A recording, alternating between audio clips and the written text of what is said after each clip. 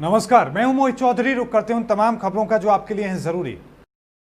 Headlines के प्रायोजक हैं आरोग्य मास्क लगाएं, कोरोना से सुरक्षित रहें। Oscar super speciality hospital and trauma centre, रंश किया showroom in Rohtak and Bahadurgarh. Showroom पर आइए, टेस्ट ड्राइव ले और गाड़ी बुक कराएं। हरियाणा के उप मुख्यमंत्री दुष्यंत चौटाला ने जीएसटी परिषद से मांग की है कि प्रदेश के क्षतिपूर्ति का 5,840 करोड़ रुपए पिछले 4 महीनों से लंबित है, इसलिए उसका भुगतान जल्द से जल्द किया जाना चाहिए।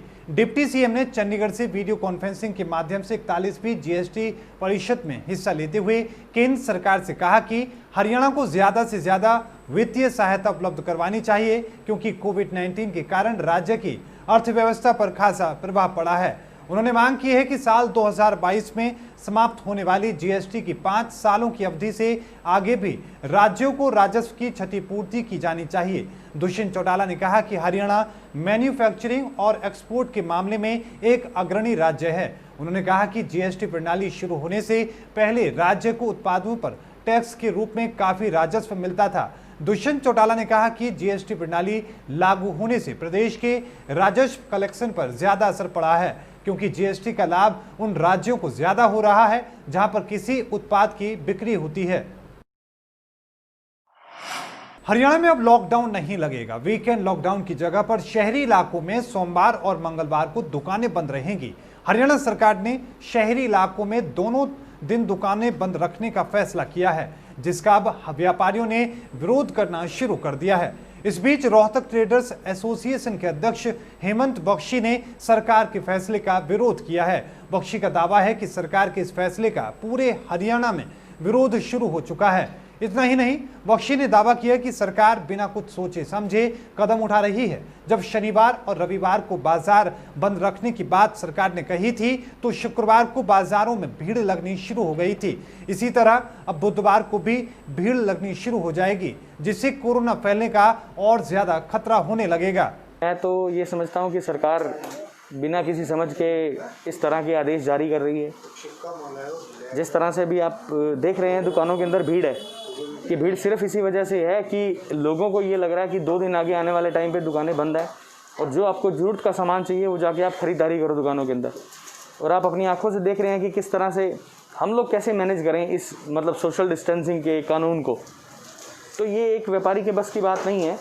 और जिस प्रकार से आप आज ये हालात देख रहे हैं बाज़ार के अंदर, तो आने वाले समय में जब सोमवार और मंगलवार को दुकानें बंद होंगी, तो बुधवार को दुगनी तादाद में कस्टमर बाज़ार के बीच में होगा। फिर ये किस तरह से रोक लेंगे इस महामारी को फैलने से। और मैं समझता हूँ सिर्फ एक ये क्या सिर्फ कोरोना जो है जूता, चप्पल, कपड़ा और सोना, बस इन्हीं की वजह से फैल रहा है। जब पहले इन्होंने 60 दिन तक हमारी दुकानें, 50 दिन तक हमारी दुकानें बंद करके रखी, तब इन्होंने कौन सा रोक लिया कोरोना को जो ये आज रोक लेंगे। सरकार बिल्कुल किसी तरह से भी व्यापारियों के पक्ष को नहीं सोच रही। इनके मन में जो चीज़ आती है फरमान जारी करते हैं। प्रदेश भर में चल रहे दुकान बंद करने के खिलाफ आंदोलन के चलते हरियाणा व्यापार मंडल के प्रांतीय अध्यक्ष और अखिल भारतीय व्यापार मंडल के राष्ट्रीय महासचिव बजरंग गर्ग ने प्रदेश के व्यापारी प्रतिनिधियों से बातचीत करने के बाद कहा कि हरियाणा सरकार ने शनिवार और रविवार को दुकानें खोलने और उसकी जगह सोमवार और मंगलवार को दुकानें बंद करने का जो फरमान जारी किया है वो व्यापारी विरोधी है। व्यापार मंडल इस फैसले के विरोध में जिला और ब्लॉक स्तर पर जिला उपायुक्त और सरकारी अधिकारियों के माध्यम से राज्यपाल के नाम प्रदेश में जगह जगह ज्ञापन दे रहा है। गर्ग ने कहा कि एक सप्ताह में 2 दिन दुकानें बंद करने से व्यापारियों को बड़ा भारी नुकसान का सामना करना पड़ेगा, जिससे व्यापार मंडल किसी भी कीमत पर सहन नहीं करेगा। इस फैसले के विरोध में व्यापार मंडल डटकर विरोध करता हुआ सड़कों पर उतरेगा। रविवार दुकान बंद करने का जो निर्णय था, उसके बजाय अब सोमवार मंगलवार को दुकान बंद करने का फैसला लिया है, जो सरासर व्यापारी विरोधी फैसला है। व्यापार मंडल इस फैसले का डटकर विरोध करेगा। हमारी मांग सरकार से शनिवार एतवार की नहीं, हमारी मांग सरकार से ये है कि 1 हफ्ते के अंदर 6 दिन दुकानें खुली रहनी चाहिए, ताकि प्रदेश के व्यापारियों को, आम जनता को किसी प्रकार की दिक्कत ना रहे। आज ऐसी स्थिति में व्यापारी नहीं है कि बंद दुकानों का बिजली का बिल, पानी का बिल, हाउस टैक्स व दुकानों किराया मुझे कर्मचारी तनख्वाह देश के कोरोना महामारी के समय में भी व्यापारियों बंद दुकानों का बिजली का बिल, पानी बिल, हाउस टैक्स, बैंक किराया, कर्मचारी को तनख्वाह दी। आज व्यापारी पूरी तरह से बर्बाद हो चुका है। देश भर में जेईई और नीट की परीक्षाओं के विरोध में प्रदर्शन हो रहे हैं। अब ऐसे में कांग्रेस ने भी सरकार के खिलाफ आवाज उठानी तेज कर दी है।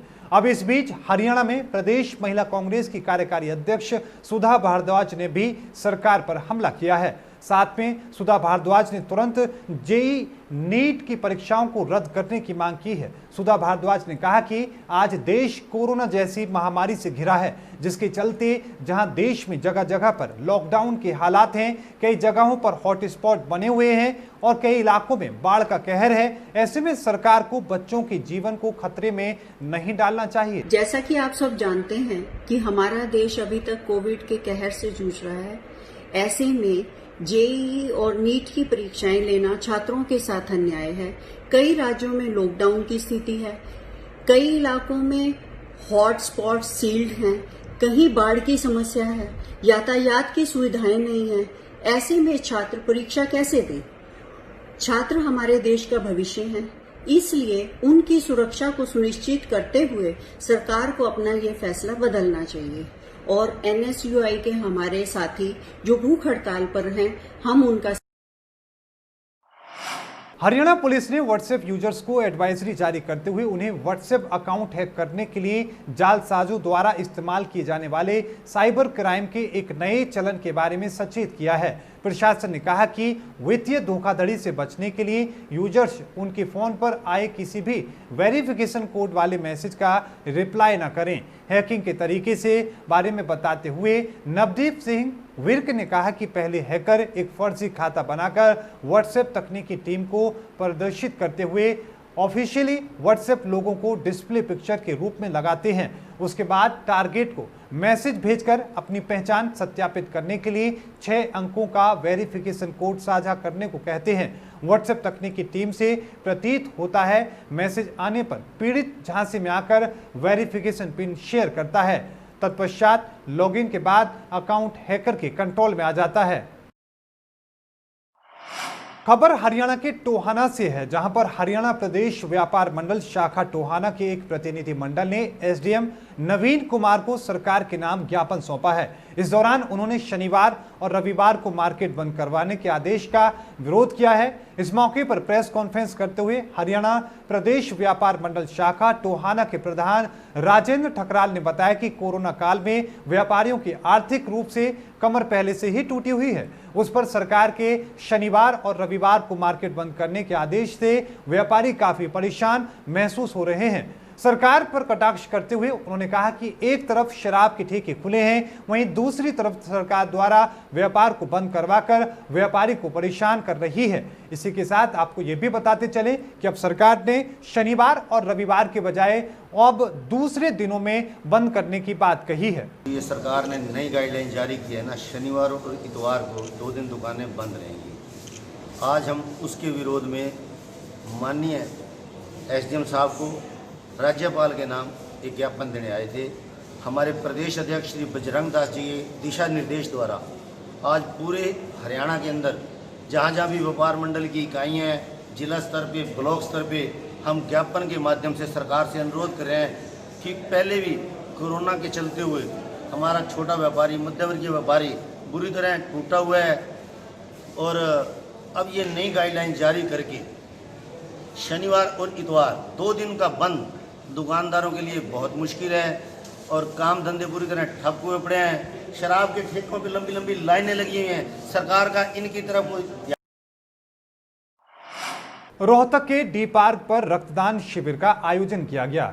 रक्तदान सेवा संस्थान रोहतक के संयोजक और रक्तदान मोटिवेटर पंकज चावला ने अपना और अपनी 2 बेटियों के जन्मदिन के मौके पर रक्तदान शिविर का आयोजन किया।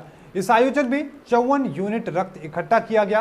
पीजीआई की टीम ने इस रक्तदान शिविर में रोहतक से संत समाज से महामंडलेश्वर बाबा कपिलपुरी महाराज, महामंडलेश्वर डॉक्टर परमानंद महाराज, बाबा करणपुरी महाराज, महामंडलेश्वर विश्वेश्वरानंद महाराज ने आकर अपना आशीर्वाद पंकज और उनकी बेटियों को दिया।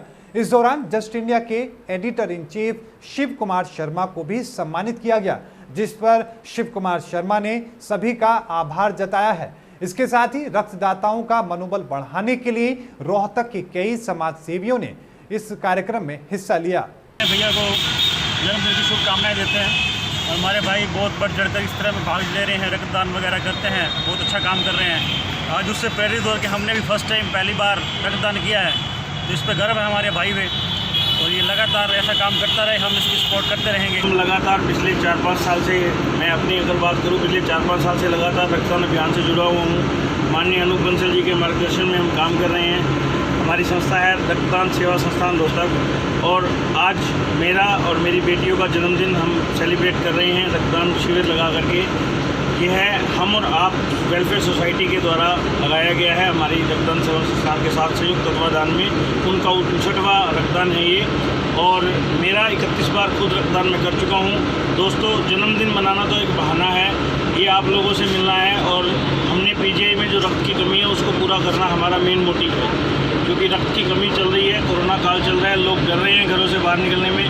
हमने इसलिए यहाँ पर थोड़ा सुव्यवस्थित प्रोग्राम करके और सोशल डिस्टेंसिंग का पूरा ध्यान रखते हुए हमने। खबर हरियाणा के महेंद्रगढ़ से है, जहां पर उत्तर प्रदेश की एक युवती ने सिटी चौकी पहुंची, जहां उसने एक महिला पर बंधक बनाकर वेश्यावृत्ति करने का आरोप लगाया है। युवती ने सिटी चौकी में पहुंचकर बताया कि शहर में सेक्स रैकेट चल रहा है। करीब 22 साल की इस युवती ने पुलिस चौकी पहुंचकर कुराहवटा रोड पर रहने वाली एक महिला पर सेक्स रैकेट चलाने का आरोप लगाया है। मामले में डीएसपी अंग्रेज सिंह ने पुलिस चौकी में पहुंचकर पीड़ित से बातचीत की। इस दौरान उसने खुलासा किया कि काम के सिलसिले में करीब 1 पखवाड़े पहले महेंद्रगढ़ आने के बाद उसे सेक्स के धंधे में धकेल दिया गया। बहरहाल पुलिस ने आरोपी महिला के खिलाफ मामला दर्ज करके जांच शुरू कर दी है। कल एक लड़की सन्ना परवीन जो उत्तर प्रदेश की रहने वाली है, वो थाने में आके उसने एक अपनी कंप्लेंट दी थी, भाई मेरे को सुनीता नाम की औरत, सुनीता वाइफ ऑफ अशोक, ऐसे महेंद्रगढ़ में अपने मकान पे वेश्यावृत्ति का धंधा करवाती है। मैंने सारा अनुसंधान कर लिया है, जो इसमें एफआईआर में फैक्ट है वो सच्चे हैं। जो सुनीता नाम की औरत और इसके साथ जो सोनाली है लड़की, इन दोनों को कल मैंने गिरफ्तार कर लिया है। आज इनको अदालत में दिए जाएंगे और नियमानुसार कार्रवाई होने लगाएंगे। अभी तो बड़े गिरोह से तो कोई ऐसी बात कोई सामने आई नहीं है। यह मकान किराए पे लेके मतलब वहाँ पर रहती थी, वहीं पर ये मतलब दिल्ली से, यूपी से, कलकत्ता से मतलब औरतों के संपर्क होते थे। वो इससे फ़ोन पर संपर्क करके इसके मकान पर आती थी, वहाँ पर वेश्यावृत्ति का धंधा। खबरों के प्रायोजक थे Pramod trading company, tiles, sanitary ware, Ghanipura, Jhajjar road, Rohtak. Asian colour coated स्पात limited. Be Fast Fit, India's fastest growing fitness chain, now at Rohtak D Park. Corona महामारी से लड़ने के लिए आरोग्य मास्क लाया है आपके लिए सबसे आधुनिक मास्क। इसके साथ ही आपको मिलेगी आधुनिक पीपीई किट, वो भी बहुत ही सस्ते रेट पर। contact@arogyamask.com पर जाएं और हमसे संपर्क करें या फिर www.arogyamask.com से जुड़ें। इसके साथ ही आप हमें कॉल कर सकते हैं। हमारा पता है Anand international, plot number 181, sector 25, Panipat, Haryana.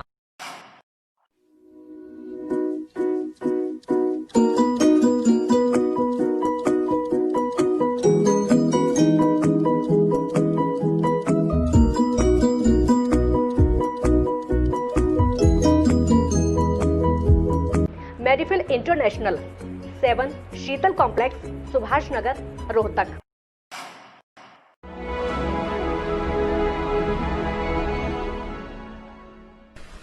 चाचा, आपने नया घर बनवाया है तो घर की छत पर कौन सी शीट लगवाई है?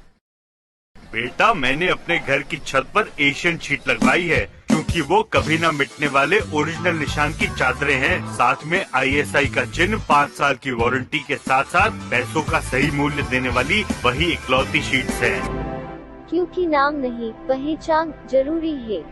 इस बुलेटिन में अभी के लिए इतना ही। देखते रहिए जस्ट इंडिया। मुझे दीजिए इजाजत। धन्यवाद।